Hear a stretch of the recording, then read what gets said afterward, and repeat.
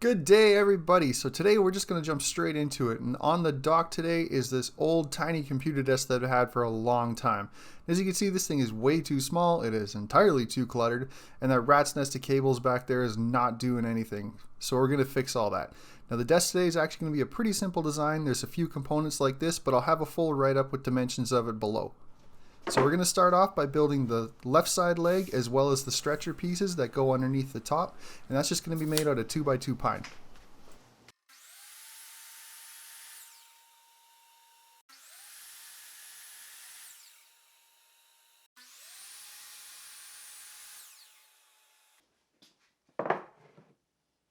So the whole desk is going to be held together with pocket holes. Now you can use whatever you like, but this is just quick and easy.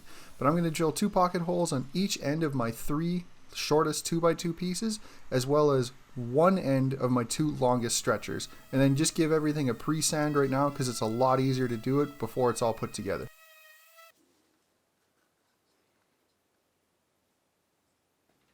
So for the leg and the stretcher, it's actually pretty simple to assemble. We're just making a box for the leg, and then we're making another box for the stretcher, and then joining the two together. Now one thing to keep in mind though, is you'll notice my pocket holes I'm angling towards the outsides. That way once the desk is assembled, they'll be on the top and the bottom, and they'll never be visible anyway once it's built. Then we just have to assemble the 2 halves together. Now the reason I kind of went with this design was it just gave the desk an overall lighter look and not something that looked like it weighed 500 pounds and was going to overpower the room for me.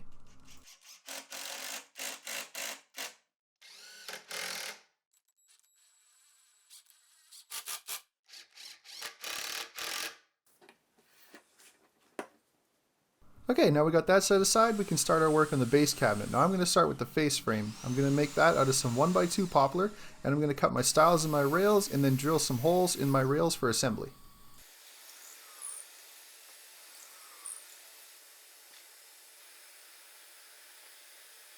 Now for assembly of the face frame, it's actually pretty simple. I started at the top of the stile and I made my measurements going down to mark all my drawer openings, and then took a speed square and marked across them both, and that basically tells me exactly where my rails need to line up. And at the very bottom, I made sure I left myself a 2.5 inch gap for my toe kick.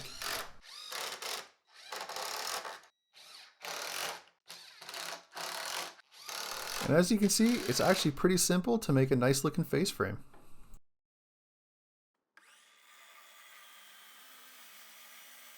For the cabinet body, I'm using 3/4 inch birch plywood for that, and I'm going to cut my side panels as well as my bottom panel out of that. Now I know it looks like I got a bunch of tear out right there, but that's going to be the bottom inside. I made sure that before I cut it so I wasn't worried, but you can use masking tape to stop the blowout if you want. Now I'm going to measure up 3¼ inches from my bottom floor and make a couple of marks, and then I'm going to add my panel above that line. And I'm going to be attaching my entire cabinet with pocket hole screws just like before, but I figured you didn't need to see me drill any more pocket hole screws.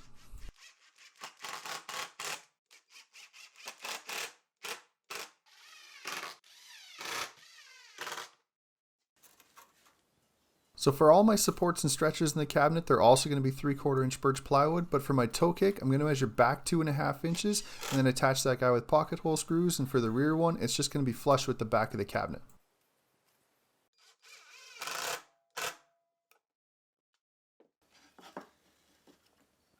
For the top front stretcher, I decided to angle my pocket holes up so once the desktop is on them, you're never going to see them, they'll disappear.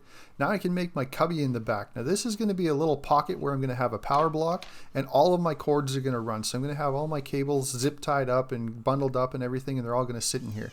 Now I decided against putting a cover or a door or a plate in front of this because they can actually generate quite a bit of heat, and I didn't want to pose that fire risk, so I decided it's going to be against a wall. You're never going to see it anyway. I just decided to leave it open. Plus it's just easier for maintenance down the line if I add more equipment. Then assembly after that is really simple. Literally just flip the entire piece over onto the other cabinet side, line up all the edges, and just screw it down.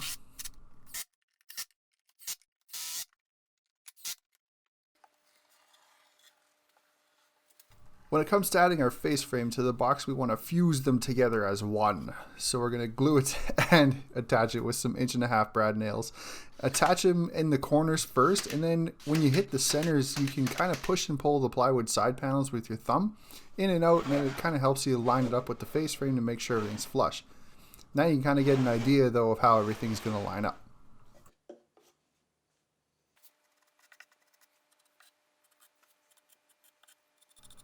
With our wood filler drying on our nail holes, we can move on to designing our toe kick. Now I've got a 1x3 poplar here, and I'm just going to cut a couple of blocks with some 45-degree angles on it and then glue those into place. And those are actually just going to create a little subtle design on the toe kick as opposed to just being sort of there.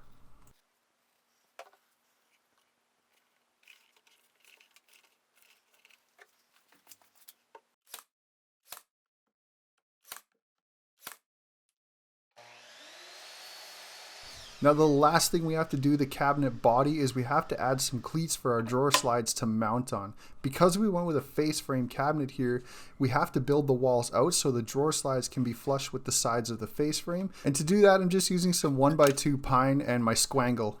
Get it? It's a square triangle.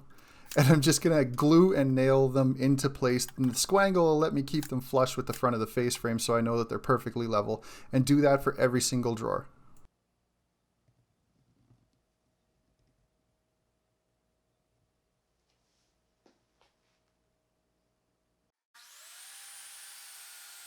Now, as a lot of you probably know, drawers are an entirely different animal and a whole beast unto themselves, so I'm not going to get into that here. I have another video on my channel completely dedicated to simple DIY drawers that anybody can build, so I highly suggest you check that out.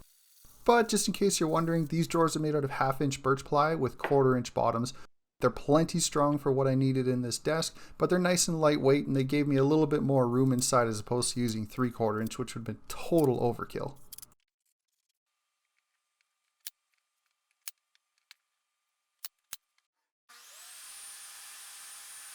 For my false drawer fronts, I wanted something that was going to be solid, not something that was built, so I just bought a Craftsman Pine 1x8. As you can see, this board is absolutely flawless, and typically that's the case with Craftsman Pine.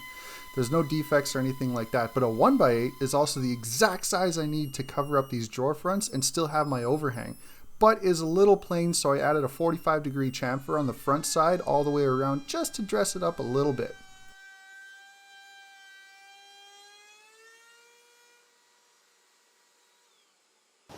So this guy here is my desktop. This is a spruce project panel. You can find these at pretty much any big box store in your local area, but this one is 24 inches deep by 72 inches wide, which is perfect because I don't even have to cut this guy. After I took some dimensions of everything I wanted to put on the desk, this is perfect in the exact size I needed anyway. I just happened to luck out and find a project panel in that size. Now there's only a couple things we got to do to get this top ready for prime time. One of them is to go around the entire perimeter, top and bottom, as well as the edges with an 1/8" roundover bit, just to soften that sharp, harsh edge. So when I'm leaning on the desk, I'm not having it cut into my forearms. And the second thing we got to do is fill some defects in the desk. Now, you could wood fill these, but it doesn't look that aesthetically pleasing. You could also epoxy it, but then you have to worry about mixing, things like that. Honestly, the easiest way I've found is to just use this stuff here. This is a very thick, gap-filling CA glue from Starbond. And then once you spray it with the activator, it dries basically instantly, and there is no downtime. It sands perfectly smooth, and you can get it colored if you want. You can get it black, brown, or just transparent like I'm using here. So if you guys want to check out Starbond and all of their products, they got a whole bunch of stuff, you guys. I've got a discount code as well as a link down below for 20% off. I highly suggest you go check it out.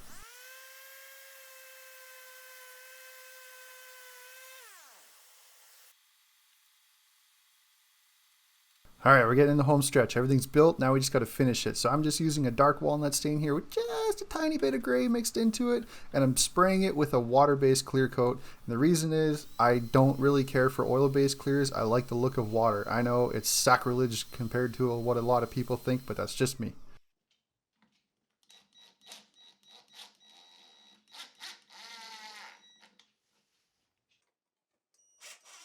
Attaching the cabinet and the stretcher is actually pretty simple. I'm just lining the stretcher up with the back of the face frame. That way it's got a 3/4 inch sort of setback from the front of the cabinet. And then I'm just going through the inside of the cabinet wall with a 2-inch screw into the stretcher itself.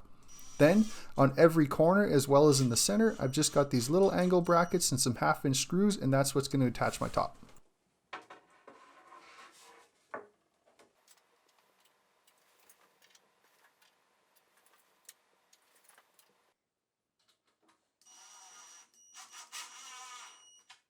Now when it comes to attaching the drawer fronts, there is a bunch of different methods to it. This is only one of them. I'm just marking off on some masking tape my 1/2-inch overlay all the way around, and I've got my holes for my hardware already pre-drilled. Then with the drawer front lined up, you can actually screw the drawer front onto the cabinet itself, and then open the drawer and fix it from the inside, remove your screws, and attach your hardware.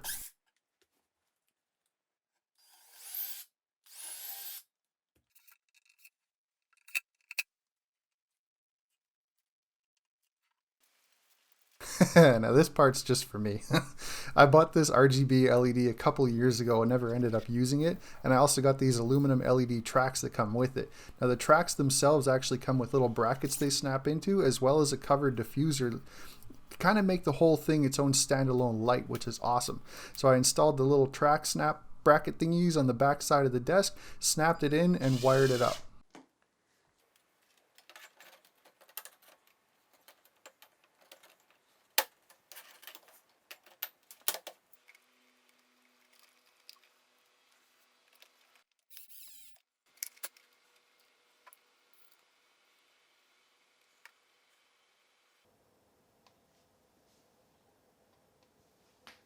Okay, so this is where I'm at right now. All the cables in the back side of the computer are zip tied together and drop straight down underneath the table. The monitor is now mounted on a boom arm, and the cables route around the arm and then drop straight down. I'm still torn whether I'm going to actually continue using the C bracket or whether I'm going to drill a hole and actually mount it straight to the top. And then the Cricut needs to be able to move forward and backwards, so I've got some cable here. I've got a little bit of slack left in those. Depending on the size of mat you're using when it's working, you have to adjust where it sits. Don't worry about the microphone and this cord right here. I'm actually waiting on a new mic and a boom arm for the microphone as well, so this is actually going to be moved. And when it does, then I'll deal with this one cord. Otherwise, everything runs underneath the tabletop, back into this little cubby that we had made before. Now I've got a big power block up in there. And then I've got all of my cables zip tied together and everything's plugged in. And then of course right here is a little transformer and the IR signal for the LEDs. And then the power brick comes down. It had an unfortunately long cord, so I kind of had to just tie it to the wall right there into a bundle. And then I ran it out and plugged it in right there.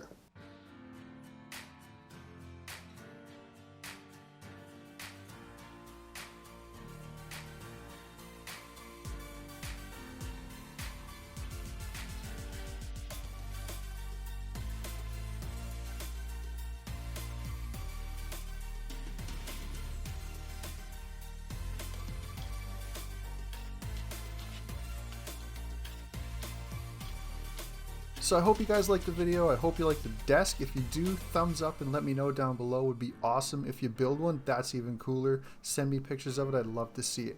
But until next time, you guys, thanks for watching, and I'll see you in the next one.